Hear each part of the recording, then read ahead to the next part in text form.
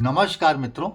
आज हम चर्चा करने जा रहे हैं 13 जनवरी 2026 को घोषित यूजीसी के promotion of equity in higher education institutions regulation 2026 के बारे में, जिसे हिंदी में कहते हैं उच्च शिक्षा संस्थानों में समता के संवर्धन हेतु विनियम 2026।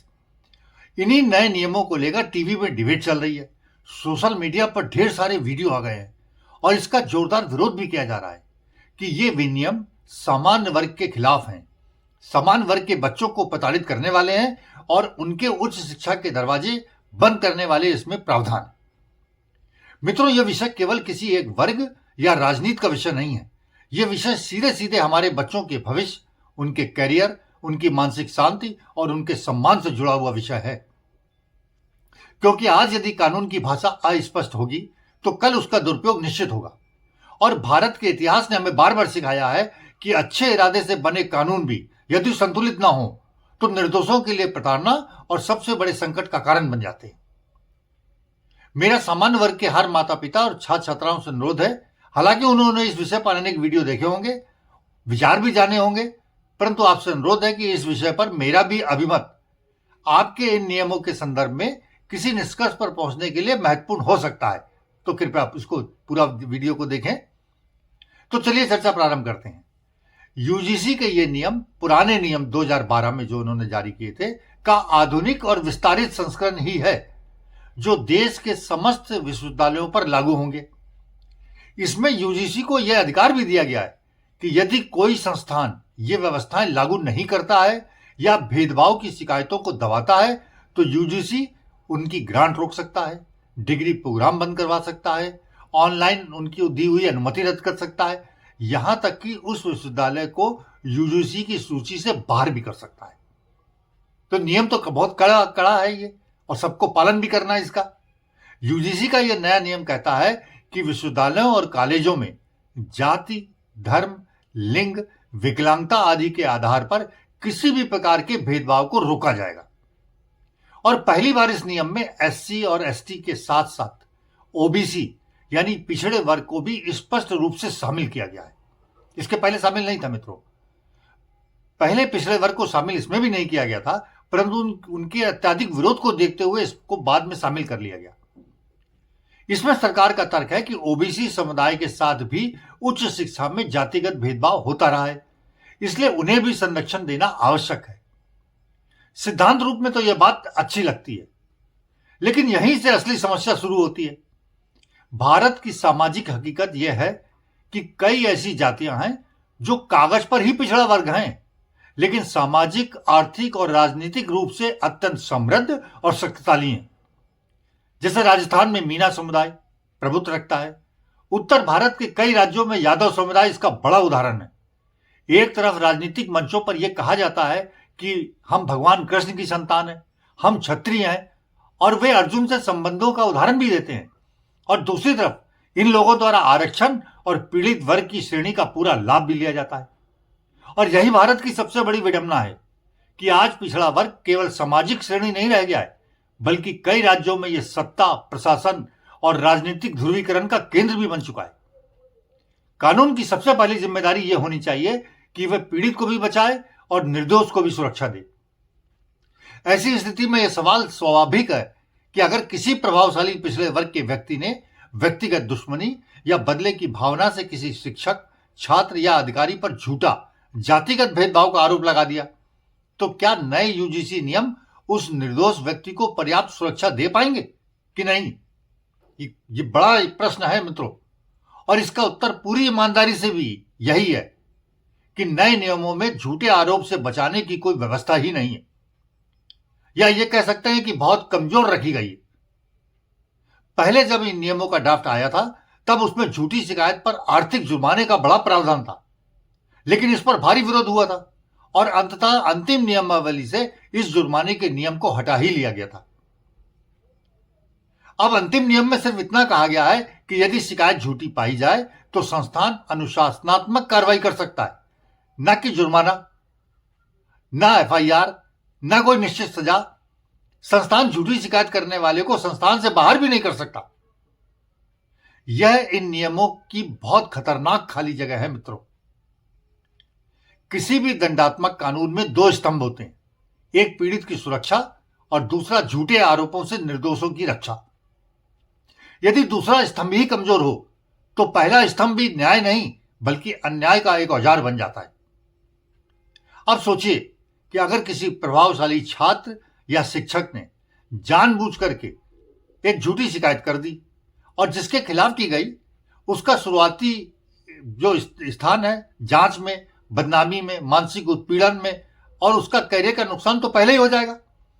बाद में यदि शिकायत झूठी साबित भी हो गई तो अधिकतम संस्थान क्या करेगा? उसको एक चेतावनी देकर मामला बंद कर देगा। यही वह बिंदु है जहां इस नियम की सबसे बड़ी कमजोरी सामने आती है। भारतीय दंड संहिता की धारा 182 कहती है कि यदि कोई जानबूझकर झूठी सूचना देकर किसी सरकारी अधिकारी को गुमराह करता है तो उसे सजा दी जा सकती है। धारा 211 भी कहती है कि यदि कोई व्यक्ति किसी निर्दोष पर झूठा आपराधिक आरोप लगाता है तो 2 से 7 साल तक की सजा हो सकती है। जांच के दौरान झूठा बयान देने पर धारा 191 से 193 के तहत 7 साल तक की सजा का प्रावधान है। लेकिन इन सब के लिए भी तो झूठी शिकायत से प्रताड़ित छात्र या छात्रा को कोर्ट में ही जाना पड़ेगा, अर्थात अपने खिलाफ की गई झूठी शिकायत और अपमान का न्याय मांगने के लिए अपने अध्ययन के बहुमूल्य समय को निकाल करके या उसे बंद करके वकीलों की फीस दे करके, जो एक तरीके से उसको आर्थिक दंडी हो, वो भुगतना पड़ेगा और उसके बाद अपने लिए न्याय मांगना पड़ेगा। यह भी तो अन्याय है। कानून जिसे पीड़ित की रक्षा के लिए बनाया गया था वही कानून निर्दोष को पहले सजा और बाद में न्याय की लंबी लड़ाई में झोंक देता है। भारत में अक्सर सजा पहले मिलती है, बरी बाद में किया जाता है। क्यों नहीं सरकार ने इस पर स्पष्ट नियम बनाया कि झूठी शिकायत पर संस्थान से बाहर कर दिया जाएगा, उसके खिलाफ एफआईआर लिखाई जाएगी। नियम कहता है हर उच्च शिक्षा संस्थान में इक्वल अपॉर्चुनिटी सेंटर ईओसी स्थापित करना अनिवार्य होगा, जो भेदभाव की शिकायतें लेगा, उसका निवारण करेगा। ईओसी के अंतर्गत इक्विटी कमेटी का गठन भी करना होगा, जिसमें एससी, एसटी, ओबीसी, महिला और विकलांग प्रतिनिधि शामिल होंगे। लेकिन यहां पर नियम फिर मौन है कि समिति में सामान्य वर्ग का व्यक्ति होगा भी कि नहीं होगा। जब संविधान का अनुच्छेद 14 सबको कानून के समक्ष समानता का अधिकार देता है तो फिर शिकायत निवारण समिति की संरचना में भी समान प्रतिनिधित्व की बात क्यों नहीं की गई? इसे क्यों नहीं अनिवार्य किया गया? हालांकि पूरी व्यवस्था इतनी बेसहारा भी नहीं है जितनी टीवी डिबेट में दिखाई जा रही है। भारत का सामान्य दंड कानून आज भी बहुत मजबूत सुरक्षा देता है, लेकिन इतिहास भी हमें चेतावनी देता है। जब एससी एसटी एक्ट लागू हुआ था तब उसके दुरुपयोग की बहुत सारी शिकायतें आई थी। सुप्रीम कोर्ट को यहां तक हस्तक्षेप करना पड़ा था। प्रारंभिक जांच और गिरफ्तारी पर नियंत्रण के उनको निर्देश देने पड़ते। देश की अदालतें पहले से ही मानती हैं कि जातिगत कानूनों का दुरुपयोग एक वास्तविक और बड़ी गंभीर समस्या है। इन नियमों में यह कहीं नहीं लिखा है कि समान वर्ग का छात्र शिकायत दर्ज नहीं करा सकता। समानता को लेकर किसी टिप्पणी को लेकर वो भी शिकायत दर्ज करा सकता है, लेकिन वो कितनी प्रभावी होगी, ये यक्ष प्रश्न अभी भी खड़ा हुआ है मित्रों। क्योंकि यदि जिसके विरुद्ध शिकायत की गई और यदि वो आरक्षित वर्ग या पिछड़े वर्ग का हुआ तो फिर विश्वविद्यालय की राजनीति को कौन रोक सकता है? अब यूजीसी के नियम में एक और बात जो लोगों को डरा रही है वह है पुलिस से समन्वय की व्यवस्था।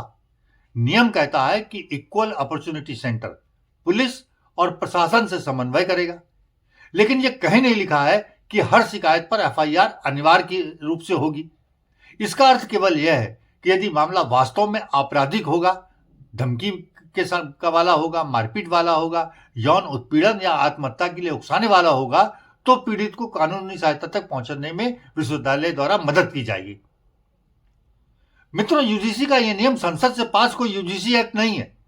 यह केवल एक सामान्य प्रशासनिक विनियम है, लेकिन यह सामान्य वर्ग के विद्यार्थियों के लिए बड़ी चिंता का विषय है। एक बात बहुत साफ है, इस पूरे ढांचे में झूठे और बदले की भावना से किए गए आरोपों को रोकने के लिए पर्याप्त कठोर सुरक्षा नहीं बनाई गई है। यही कारण है कि कई शिक्षाविद, न्यायविद और पूर्व प्रशासक भी इस नियम को लेकर के सावधान रहने की सलाह दे रहे हैं। इसका यह मतलब नहीं है कि यह कानून गलत मंशा से बनाया गया है। उद्देश्य बिल्कुल सही हो सकता है, भेदभाव रोकना, आत्महत्याएं रोकना, कैंपस को सुरक्षित बनाना, लेकिन कानून में उद्देश्य से ज्यादा महत्वपूर्ण होता है उसका दुरुपयोग रोकने का तंत्र। आज की सामाजिक राजनीतिक स्थिति में जहां जाति केवल पहचान नहीं बल्कि सत्ता का साधन बन चुकी हो, वहां इस तरह के नियमों को बहुत संतुलित और सावधानी से लागू किया जाना चाहिए। अंत में मैं यही कहूंगा मित्रों कि ये एक ऐसा कानून है जिसकी मंशा तो अच्छी है, लेकिन इसकी संरचना बहुत अधूरी है। यदि सरकार और यूजीसी ने झूठी शिकायतों पर स्पष्ट और सख्त दंड की व्यवस्था नहीं की तो भविष्य में ये नियम भेदभाव रोकने का साधन कम और बदले का हथियार ज्यादा बन सकता है। और यही वह बिंदु है जहां समाज, मीडिया और अदालतों को बहुत सतर्क होकर के अपनी भूमिका निभानी पड़ेगी। मैं सरकार और यूजीसी से बहुत साफ शब्दों में पूछना चाहता हूं कि अगर आपको सच में भेदभाव रोकना ही है तो झूठे आरोप लगाने वालों के लिए कोई दंड का प्रावधान क्यों नहीं किया गया? विश्वविद्यालय में पढ़ने वाला कोई भी लड़का परिपक्व होता है, वो अपना अच्छा बुरा सब समझता है, वो वहां जाकर राजनीति सीखता है और राजनीति करता भी है। आपने पीड़ित के लिए तो मजबूत कानून बना दिया और सरकार खुद उनके साथ खड़ी दिखाई दे रही है, लेकिन उसी सरकार ने निर्दोषों के लिए एक भी मजबूत सुरक्षा क्यों नहीं दी? झूठ भी तो एक हथियार की तरह प्रयोग किया जाता है, इस्तेमाल किया जाता है। क्या इस देश में अब न्याय का मतलब यह हो गया है कि झूठ बोलकर पहले किसी की इज्जत बर्बाद कर दो, पहले उसका कैरियर खत्म कर दो और सालों बाद कोर्ट कहे नहीं नहीं वो तो निर्दोष था? मित्रों, यह न्याय नहीं है, इसे कानूनी आतंकवाद कहते हैं।